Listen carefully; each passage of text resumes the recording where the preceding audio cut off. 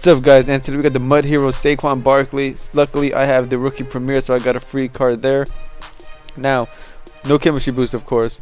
90 speed, 91 acceleration, 92 agility, 93 carry, 83 chuck, 84 break tackle. But the stat that stands out the most as far as his running ability is definitely his 90 juke and his 85 spin. Yeah, 85 spin, and also 73 catch and 81 stiff arm. So the first thing being his speed.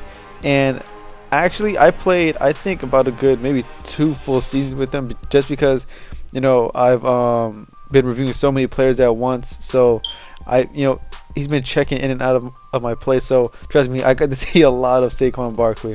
And I could definitely say he had a lot of breakout runs, and even, you know, runs like these where like he just took it all the way to the end zone. He also got a bunch of big chunk plays, you know, definitely some big time 15 20-yard gains at a time. But anyways, as far as speed, man, you can definitely feel the acceleration. I mean, look at that right there, just stuck his foot in the ground, took off.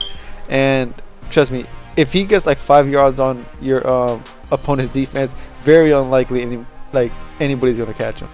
I didn't see any problem with, you know, catching the ball, you know, especially in traffic. There were a few times where, you know, linebackers hit him and he actually held on to it. That was kind of surprising. And of course the wide open passes, you know, there's no worry there. The carry rating, he took about a good, I would have to say at least 15, because like I said, I did play 2 full seasons with him, so he did take a lot of hit sticks all around, and he only fumbled twice. And for me, honestly, that's not too bad, considering, you know, you played 2 full seasons and you only fumbled twice. So fumbling, from what I can tell, is not really a big problem. But just like most running backs, the hit stick, that's not really where the fumbles came from, especially with a lot of my running backs. It's more of these strip animations from behind. I know a lot of guys have been complaining about this, and trust me, I'm one of them. But where he had a lot of success, man, was the spin and juke. I mean, the spinning was crazy, so was the juke. Well, the spinning wasn't crazy, it was the juke that was crazy. The spin was decent, I'll say that. He got some nice animations there, but definitely it was the juke animations that were more consistent.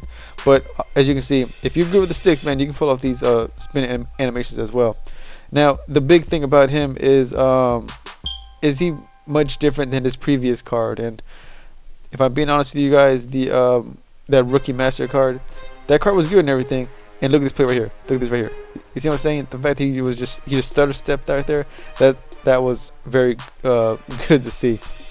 But anyways, the honest truth is I don't really see too much of a big difference between this card and his rookie master card. Honestly, you know, a little faster, but that's really about it. You know, he's not really doing anything too crazy that the other card wasn't doing. So I do want to point that out. And that leads me to what he did best, which is actually the exact same thing as the MUT Heroes Fournette, which is breaking tackles. This guy was definitely, you know, just, I mean, look at this, man. Just whether it was a single tackle or a multiple tackle, just breaking tackles. And of course, you know, once you do get free, you know, you can go there and juke and spin past the other players. But anyways, like I was just saying, I don't really see too big of a difference between the master card and this card. Maybe a little bit faster, but that's really about it. He was doing the exact same thing as the previous card. And also, because like I said, him and Fournette were doing the same things great, you know, both good at breaking tackles. So if you were to have both of them, which is what I did, you know, because I do have the rookie premier card, and I was reviewing the Fournette card. When I had them both in the backfield, you know, taking turns, the amount of broken tackles was ridiculous between those two. So that's gonna wrap this up, guys. And right now Barkley goes for like around 250, and honestly, that's pretty steep. Of course, if you got the coins, go for it. But if you're saving up, I honestly think you should go with someone like Fournette, because just because it's easier to truck and stiff arm guys than it is to spin and juke past guys. So you see right here, I know, you know, he's got better, like mostly better stats all around, but if the fact that Fournette is so good at breaking tackles, especially if you powered him up, I can only imagine how much better he'd be with that powered up version.